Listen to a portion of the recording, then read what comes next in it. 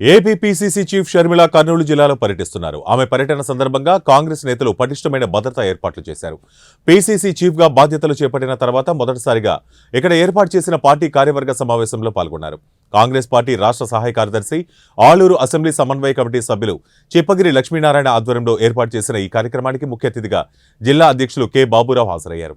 ఈ సందర్భంగా ఆయన మాట్లాడుతూ కాంగ్రెస్ పార్టీ రానున్న సార్వత్రిక ఎన్నికల్లో పార్టీ ఘన విజయం సాధించి వైఎస్ షర్మిలారెడ్డి నాయకత్వంలో ప్రభుత్వాన్ని ఏర్పాటు చేయబోతున్నామని ధీమా వ్యక్తం చేశారు. నాకు ఇంకా సమయం ఉంది, నాకు వయసు ఉంది, నేను ఇంకా ఎంజాయ్ చేయాలని ఆలోచన ఉండే విధానం వయసు. ఆ వయసులో ముందుకు వచ్చాడంటే ఒక్కసారి ఆలోచించి డూ ఆర్ డై అనే పరిస్థితుల్లో ఉన్నాడు అబ్బాయి కాంగ్రెస్ పార్టీ కోసం. నేడు రాహుల్ గాంధీ కూడా అంతే, దేశం పాడైపోతుంది. ఆ సమయంలోనే మన జోడయాత్ర తీసుకురావాలి. మొట్టమొదటిసారిగా రాష్ట్రంలో ఇక్కడ ఆలూరులోన జోడయాత్రలో పాల్గొనడం జరిగింది. ఆలూరు, ఆదోని, ఎమ్మిగినూరు, మంత్రాలయం. అది ఆ ఊపు, ఆ యొక్క శబ్దం ఇప్పటికీ వినబడుతుంది ఆ ఆలూరు తాలూకాలో. ఖచ్చితంగా ఆలూరు కంచకోట కాంగ్రెస్కి. ఆ కంచకోటను అట్లే నిలబెట్టుకోవాలంటే మనం ఖచ్చితంగా 100% మనం పనిచేయాలి. ప్రతి నాయకుడు పనిచేయాలి, ప్రతి కార్యకర్త పనిచేయాలి.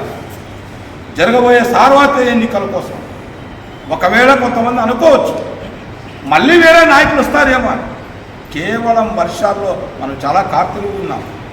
చిత్తు కార్తీ అనేది ఒకటి ఉంటుంది, చిత్తకార్తీ, అది వస్తుంది వెళ్ళిపోతుంది. ఆ విధంగా భావించండి, ఆ విధానం కూడా కాంగ్రెస్ పార్టీ ఆలోచిస్తుంది. అసలైన కార్యకర్తలకు కాంగ్రెస్ పార్టీ అన్యాయం చేయదు. అసలైన నాయకులకు కాంగ్రెస్ పార్టీ ఎటువంటి లోటు ఉండదు.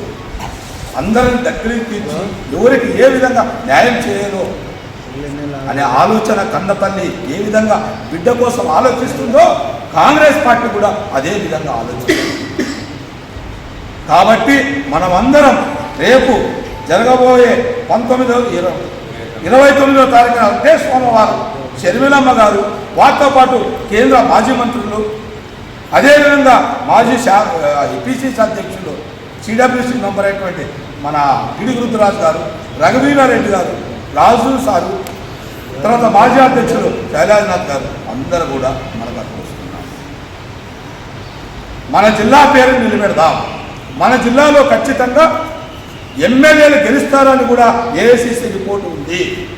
ఆ దాంట్లో భాగమే ఆలూరు కూడా ఉంది. ఖచ్చితంగా ఈ 7 నియోజకవర్గాల్లో 4 ఖచ్చితంగా వస్తామనే రిపోర్టు ఉంది.